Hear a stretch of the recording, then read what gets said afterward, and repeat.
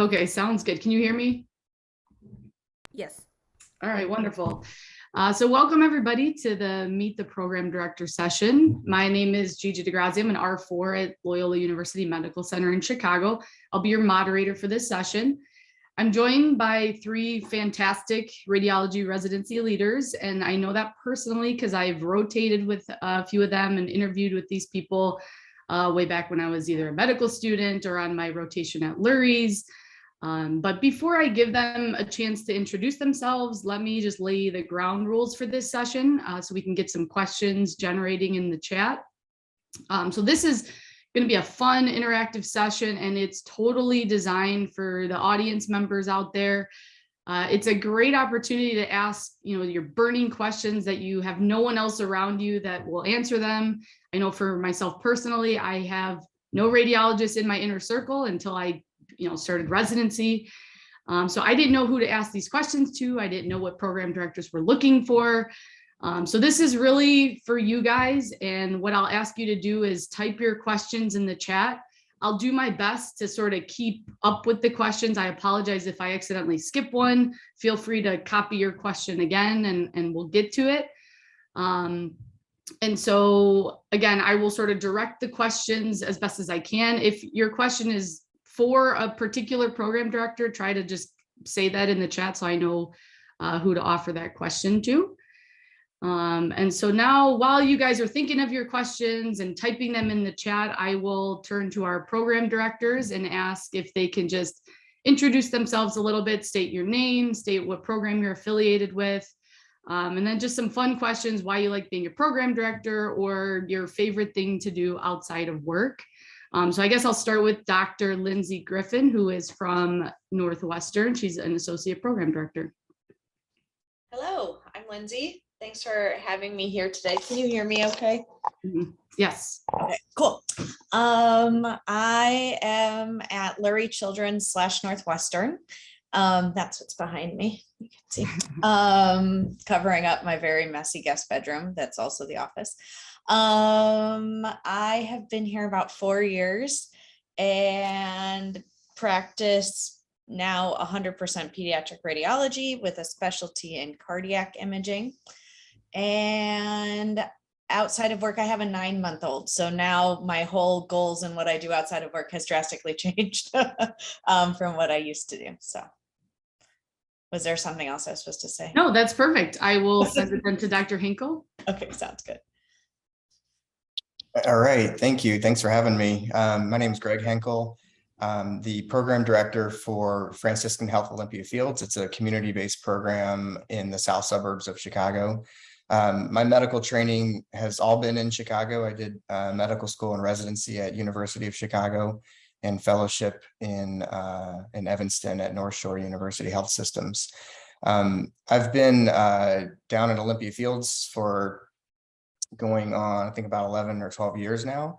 And I work for a national practice called Radiology Partners. I've been program director since 2016, and of course involved in our residency since I started there 12 years ago. I love it. I love the education component, the mentoring component. I love seeing people fulfill their personal and professional goals. It's a really kind of rewarding experience for me. Outside of work, I've got a couple kids. In fact, today is my daughter's 2nd birthday. So there's some party prep going on outside of this office now. I have a 4-year-old as well, and I have an 11-year-old. And also pretty heavily involved in real estate investment. So it's kind of a busy side hustle for me. So there's a lot going on with me. But anyway, I look forward to this conversation today. Thanks for having me. Thank you. And then lastly, Dr. Z. Hi, everyone. My name is Karen Shea. I'm a body imager radiologist from University of Illinois at Chicago.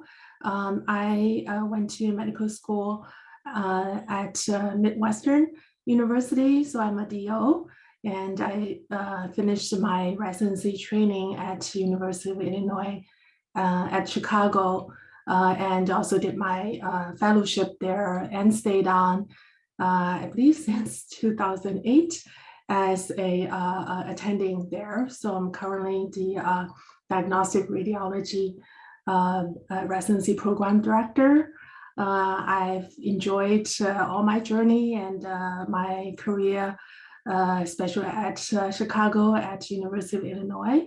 Outside work, I think I can think of as I always listening to audiobooks. It's my biggest hobby. I listen to anything, and I used to commute a lot when I'm doing my medical school, my residency, and so on. I always live in the suburb. So it's been a great part of my life, and I'm happy to be here. Alrighty, thank you. So while you guys were doing those interviews, we have quite a few questions here. So I'll start with Dr. Griffin. The first question says, what do I do if I still haven't received interview invites? First, don't panic. It's okay. That would be my first advice. I think, you can reach out to the programs you're most interested in. Sometimes that's a way to kind of bring your application to the top. Hopefully you used the new signaling pathway. I think that applications are up for a lot of different programs, and so sorting through all of that takes a lot of time and figuring out a strategy for just reviewing those applications. So hopefully you used your signals and maxed them out either region or program wise. It's important to remember that some programs don't start interviewing even until December, or that they interview their med students from their own school first. And so that kind of can push things later also. And intern year interviews, I think, also tend to be scheduled a bit later. So I guess I would say mostly don't panic. It is okay to reach out to programs that you're interested in and just say hi again. It can just be a way to kind of get you flagged or signaled. And then lastly, you can have mentors reach out on your behalf too, if they know people at the places that you're applying. But I think the new signaling process, which it's already been, passed from for putting in everything, I think that was a good way to help programs kind of identify who they might look at first in the pile. Alrighty, next question, we'll go to Dr. Hinkle. If I'm interested, or if I'm from the Southwest United States and interested in interviewing at programs on the East Coast, how can I show interest? Well, the geographic preference that's new to us as well, I think is going to kind of change the way we process applications. I do think that when applicants have the ability to indicate their geographic preference, if it does not include, if their geographic preference, and they get up to 3, does not include our particular geography, then there's, at least in our program, there's essentially no chance they're going to get an interview, because interview slots for programs are precious commodities.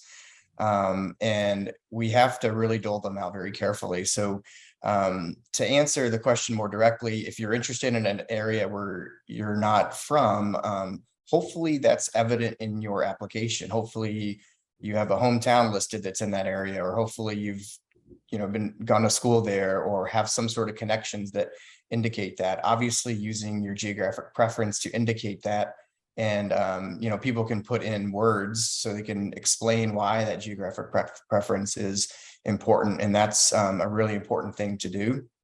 And then, like Dr. Griffin said, just send a message to the program and indicate that via email, what your particular interest is, in particular if it's not evident on your application.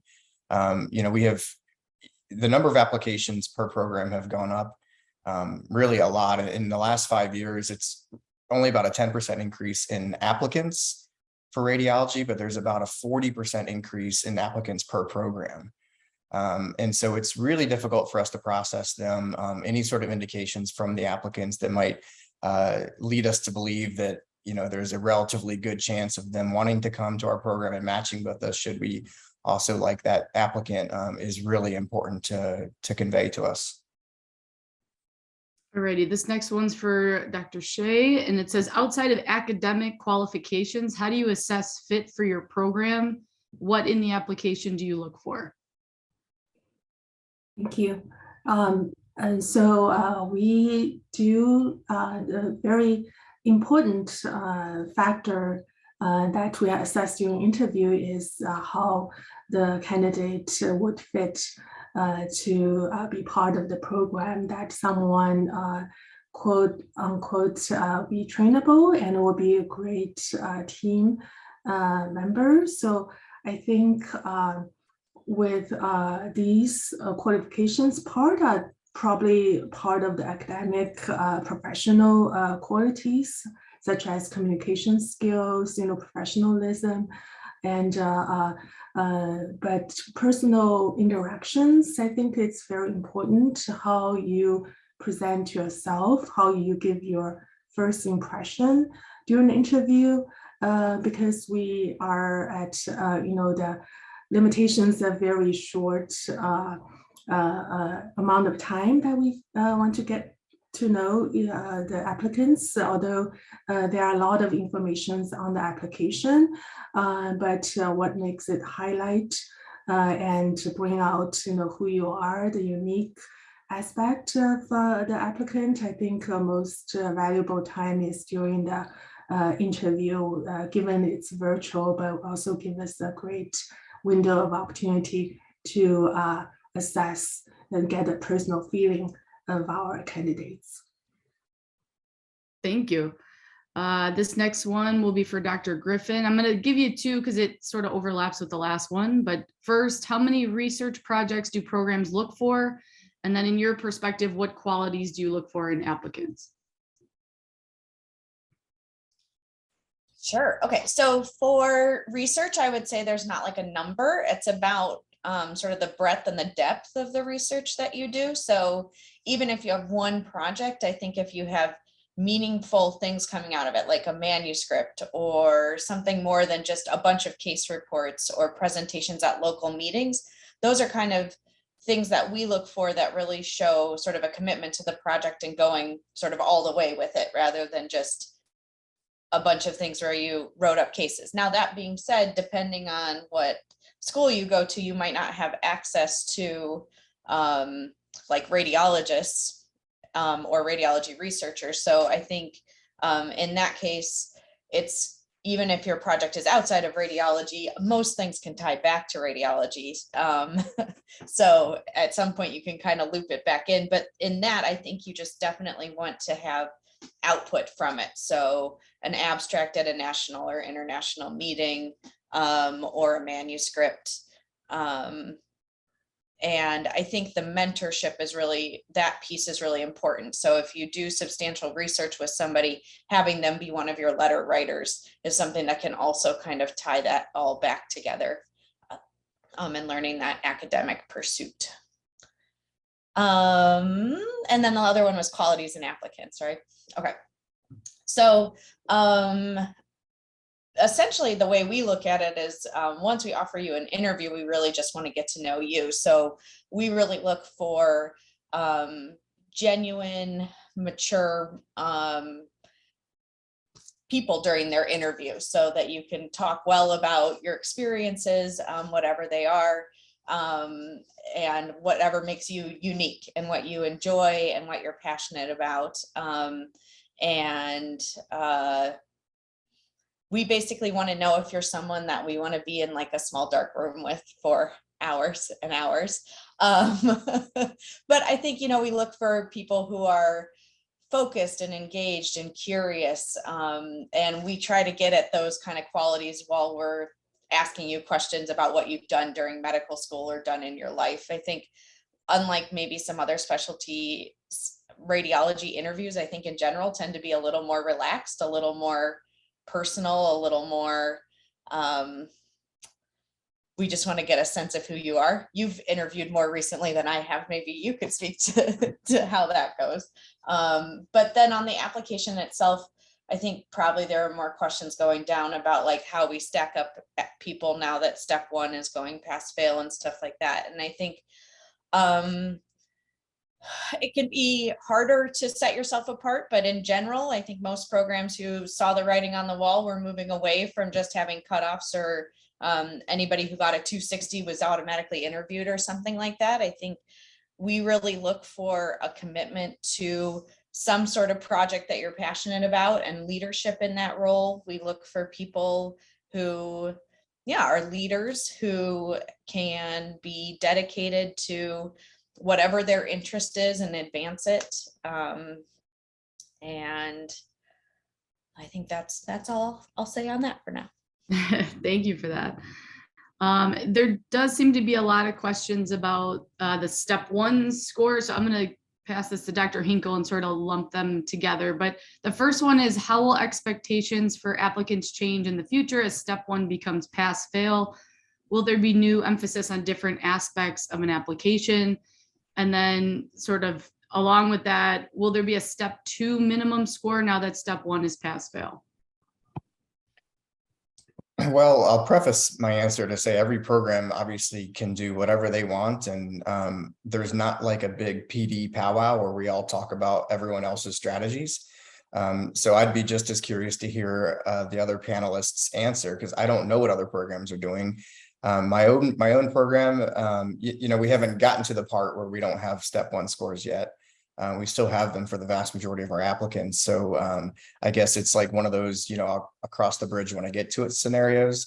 But I would imagine that we're going to be forced to take a more holistic approach.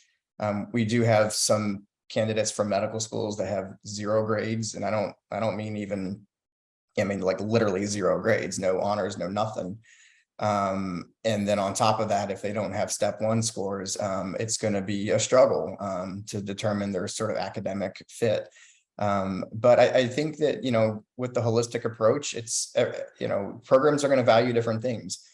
I'm in a community hospital. We don't have a lot of research going on. We all do a lot of quality projects. We do case reports. We're not doing a ton of, hardcore radiology research. Now our residents, rotate up with Dr. Griffin and other places where they could get involved in research. And then within my national practice, we do a lot of national level, more quality sort of things. But for our program, I value leadership way more than research. I would love to see an applicant who has demonstrated the ability to lead other people, to show commitment to that organization, to show what a wonderful team player they can be. Those things are really important to me. And those are the kind of things that we're going to have to tease out of applications in the absence of, some of the more objective information like board scores. I'll sort of toss that question then to both Dr. Shea and Dr. Griffin, if you guys have any comments on that similar thought. And then there is another question regarding, how will scored step 1 applicants compare to the pass-fail applicants? If you guys want to comment on that. I can chime in quickly. I agree with Dr. Hinkle and Dr. Griffin's comments. I want to bring out one aspect regarding the scores in radiology. I think is similar to our interview process, maybe unique to other specialties, that we don't expect our applicants to know any radiology, coming into radiology. So that it's, all the training process that we will be able to learn. That's all what we need. So same as the academic aspect, I think that's also a unique part of that is for us to have our residents that being successful and ready for independent practice, that we do have to pass the ABR boards, which is the American Board of Radiology, certification exams, which are quite challenging, which is also for the purpose to meet the challenge of our practice, because we pretty much have to know from head to toe, even if we subspecialize. So that being said, being able to take the test and pass the test and being able to study, especially self-study, self-learning as a lifelong process. I think that's also an important part. It's not all that makes you a good radiology or get into radiology, but it's also a unique part that I believe and some of my colleagues believe should not be left out. So I do think there is a role for standardized tests. Again, you get to 60 doesn't mean you will match into radiology, but if you get below average, that may be a red flag, which it's not end of world, but I think for applicants, you will be prepared to show or to discuss, to be able to also to show that you be able to correct that, to make mistakes and to be able to learn from your mistakes or improve your study skills or whatever you need to do, whether it's a life event that you'll be able to meet the challenge and overcome that. But I think that only gives you an opportunity to strengthen your application. But I think low scores, I think, will come up as a point during the interview and the application process. All right, now, Dr. Griffin, I'll give you a quick second to talk about that, but then also a question for you is, what do you look for in a personal statement? Yeah, so I think that as part of this, I'll kind of answer the question about concerns that like people who are now pass fail will be, that you don't have a choice about it. So they'll be, disadvantaged compared to those who do have a score. And I think we definitely thought long and hard about that at our program. And so we kind of designed ways to make sure people were not penalized for being in the pass, like for passing and not having a score. So I think that there has been discussion about sort of how you do it, and people are thinking about it. And so we rely a lot more on sort of comments from your rotation. Do they talk to your maturity, your ability to be a team player, to being, motivated to look up information on your patients, writing good notes. I mean, radiologists, we are our reports. So I think things like that. So really looking at those comments, it takes more time. It's easier if you could just rely on a score, but or grades. But I think really sifting through that and getting at on your rotations, are you seen as a team player, as someone who's efficient, as somebody who's looking up information on your patients and getting that done and really taking that initiative to be a self-learner, because as Dr. G said, it is a lifelong learning process in radiology, and you have to be motivated to go out and do it yourself. And so that's really what we're looking at. And we talk a lot about distance traveled and sort of that maturity piece, the leadership piece, the commitment to like longitudinal commitment to a different mission or project or organization. And then I think the personal statement is a time for you to sort of give us all the things that might not be in your application. So I think one of the things that I see a lot of people spend probably too many words on is like the patient that inspired them to be a radiologist. And all of us have stories like that, but that takes up a lot of time telling us about a patient. And we all have those stories rather than about you. And so I think it's good to have some of that in there so you can show us the connection, but really limit that part so that we really hear about you and about what we don't get out of your list of activities or the research that you have, and sort of tell us about kind of what makes you tick or what wins you've had that you're really proud of. I think that also, if that's an area where you can show specific interest in a program, if you're very interested, or a region of the country, that's a good time to do that also. if your application isn't that heavy in radiology because you found us late, because your med school doesn't have a rotation in it, then it is a good time to kind of express why radiology maybe, because we might not be able to pick that up elsewhere. All right, Hi, great. sorry. I wanted to also chime in. I really listened to this lecture and it's really interesting to hear because I'm hoping to learn. I'm APD at UChicago. I'm not PD. Our PD could not join this session, and I second everything that Dr. Griffin said.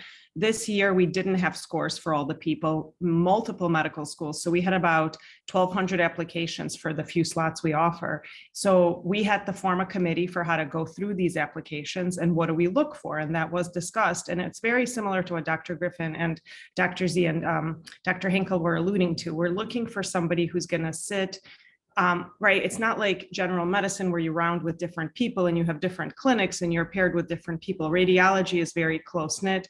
It's a family. And I think hopefully you're feeling that because we're all radiologists in the city and we know each other. I mean, we're all somehow connected, somehow friends. We're very close as a field. And so what we look for, because we don't have scores and a lot of things are pass fail, is we are looking at the personal statements heavily. We're looking at those letters of recommendations, even though most of them are laudatory because they're positive, right? You wouldn't ask somebody who doesn't like you. It does matter to see if you had anyone who's a radiologist know you, right? Or some applicants have just orthopedics because that's what they wanted to do. So it's fine that they're applying, but then they need to defend, we're going to ask them, well, all of your experiences are ortho. How did you get to radiology? But this holistic approach, it's not just a term, it's not just a buzzword. The whole increasing the pipeline and diversity and inclusion and using a holistic approach to interview is something that's actively being employed now. So I just want everybody who's listening to understand, we're looking at your personal statements. We want to know if you've overcome adversity. Are you going to be a team player? Are you a person who can hold a conversation and communicate, because you're going to be seeing patients, you're going to be dealing with all the myriad of clinicians that rely on us.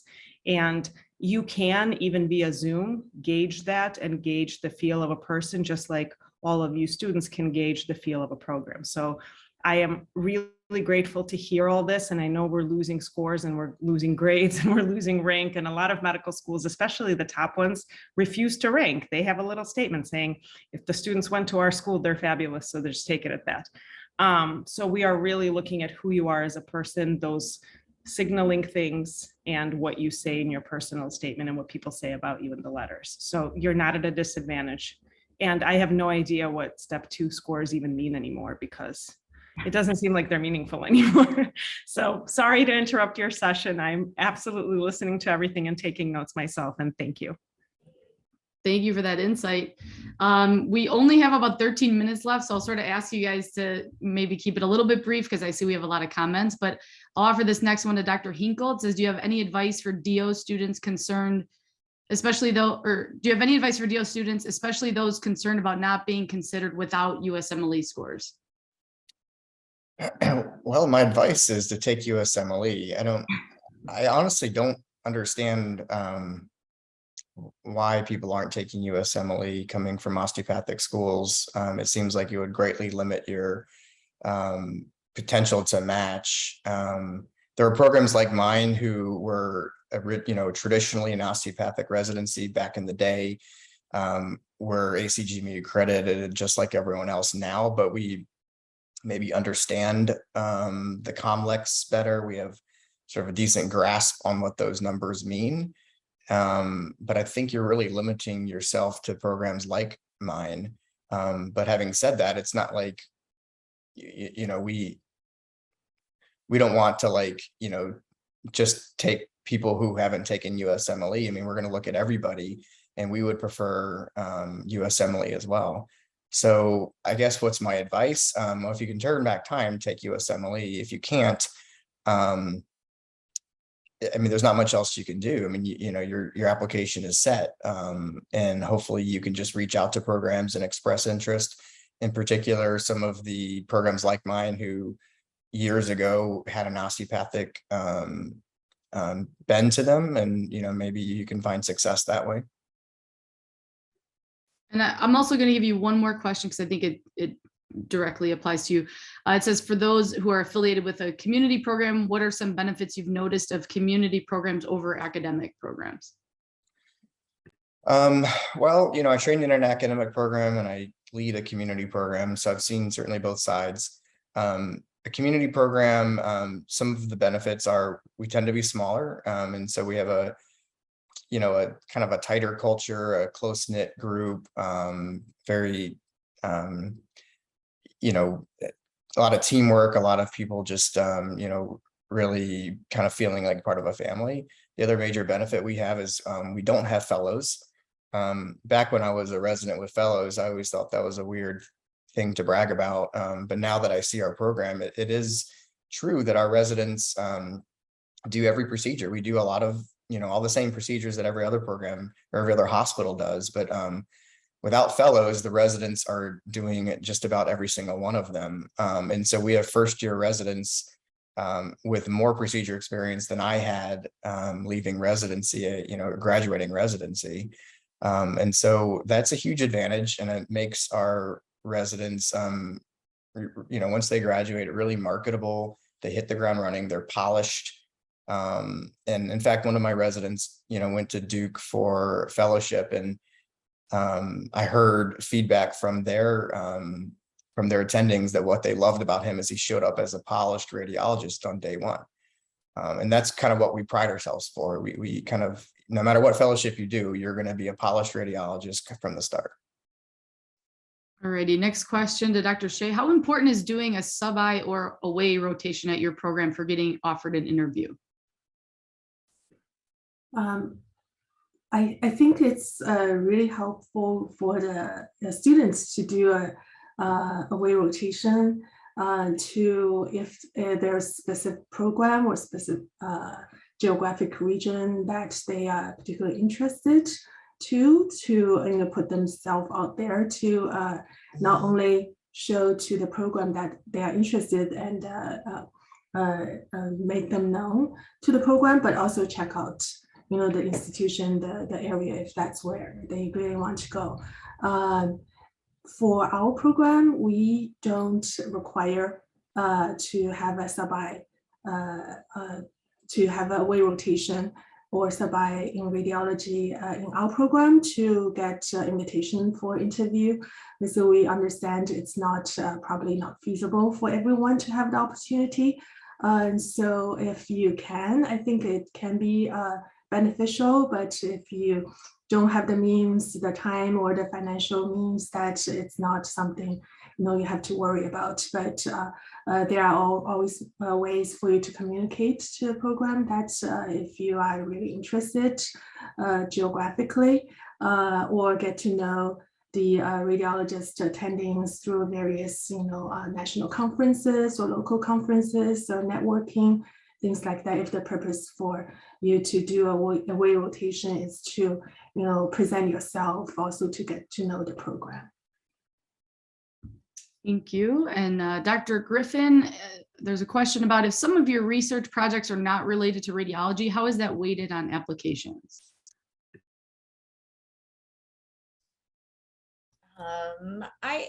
As I said, I don't think, I think it's more what you do in your research, and it varies, I'm sure, by program for what they are looking for. But as I said, radiology is something that a lot of us consider people to find later. And so it would make sense if your first or second year, project you started was in general medicine, or was in working with somebody who you would have seen in your first 2 years, or even in your third year. So I think it again varies by program, I'm sure, but it's more what you did in your research and how much you did versus it being radiology, I think, at least for how we tend to approach it. Does it help? Sure. But not in a heavy way, I wouldn't say.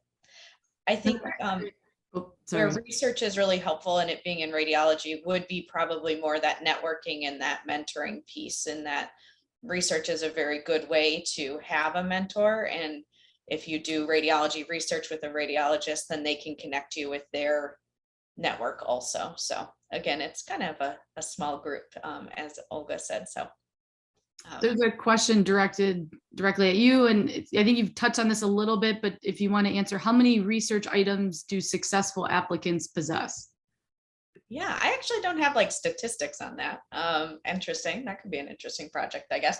But again, I think that, you know, really moving in this direction of holistic candidates and things, it's not that you have to meet a certain mark. And there are people who are interested in different things. Like, you could not pay me enough to do bench research again, right? But I do enjoy quality work, and that might be a different project. And a longitudinal project where you're actually working on prospective things and consenting patients and stuff is going to take different amount of time and have different output than if you get involved in somebody's lab and all of a sudden you're the middle author on a bunch of papers because you did some things. So I wouldn't say that there is a certain distinct benchmark or cutoff for how much you need to have. And I would say it's going to be unique to who you are and what you're interested in. And I think the whole interview process is as much about you finding the place that's right for you as us finding the applicants that are right for us. And we really want you to end up in a place that you can shine. And I'm amazed every year that the match like works. So it's pretty cool. So talking about fit, I'm going to give this one to Dr. Hinkle. It says, with virtual interviews, what advice do you have for current M4s interviewing and trying to figure out if a program is a good fit for them?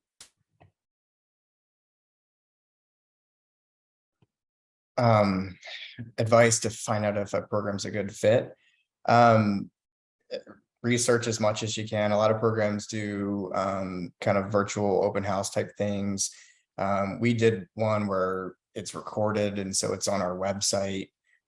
So kind of peruse whatever information is available, and then also just, you know, word of mouth from other people.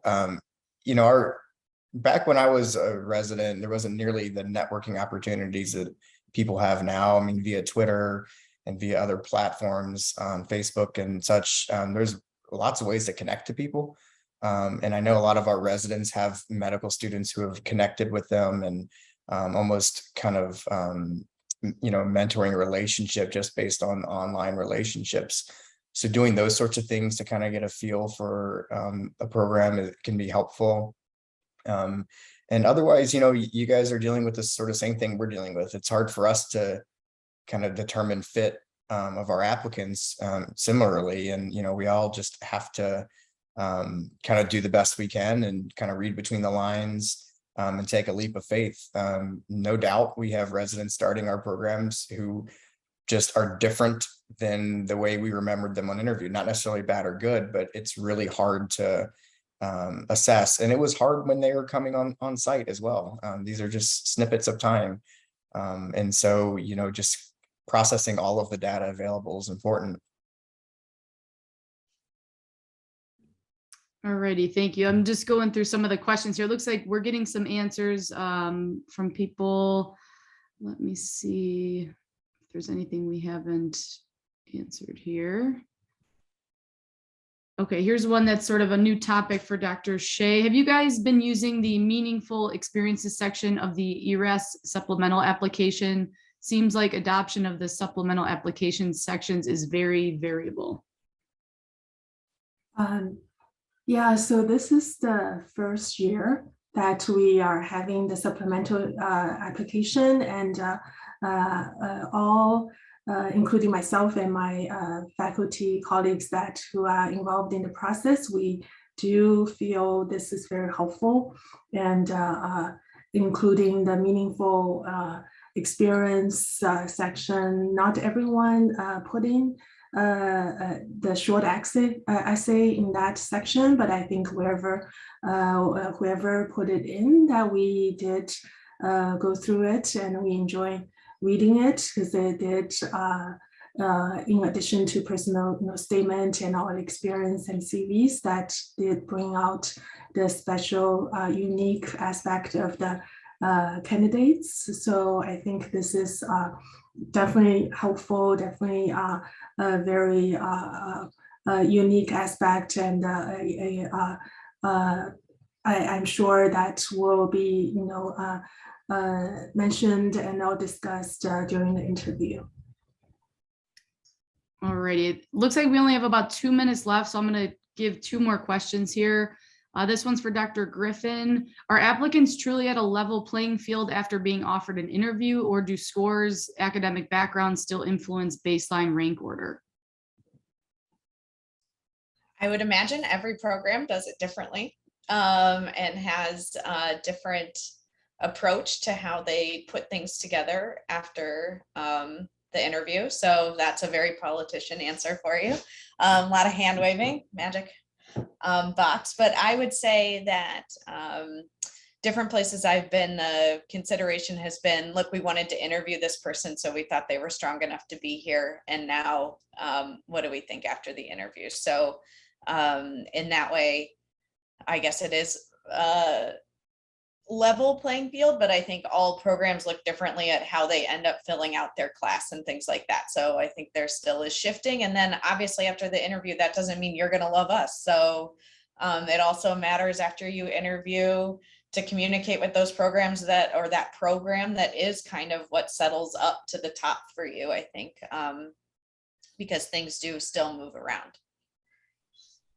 Great. And I know there's a lot of questions about foreign medical graduates, where there is going to be a session on that later at around noon. So if you guys want to stick around for that. Our final question will be for Dr. Hinkle, and it is, do you have any tips for interview day success tips in maximizing the interview? Be prepared, make sure you've reviewed the information that you know about the program. And can kind of speak kind of intelligently about sort of what your fit might be in that program.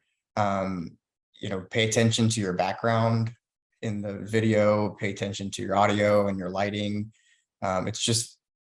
We try to give people a pass on the AV stuff, but at the same time, it can be very distracting.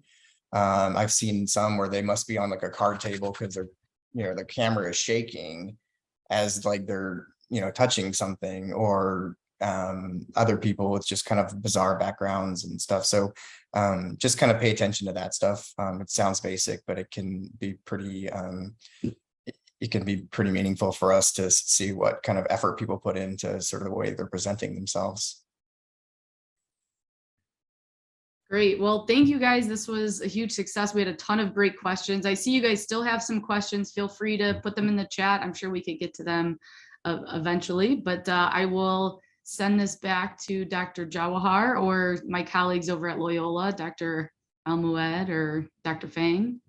One quick thing for the participants before we wrap up, the link that Dr. Susan Hobbs posted on the chat, the answer guide, I recommend everyone look at it, because it also tells about like what are the do's and don'ts and what the program and like past experiences of the interviewers which they felt negatively affected the applicants. Like what Dr. Henkel mentioned, like your background, your watching, your eye, what you're watching, because when people wear glasses, it can reflect if you're watching another screen.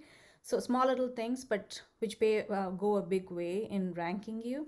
So those small tips are all mentioned in the answer guide, but I highly recommend everyone goes through it before you go for the interviews.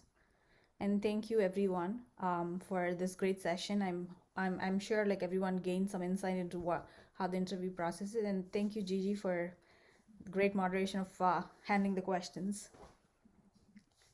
And everyone, please stay back or join through the link on the website for the Jeopardy. It's one of the exciting ones. You can have some fun and learn more about radiology. And hands on the buzzer as you want to answer and win the prize.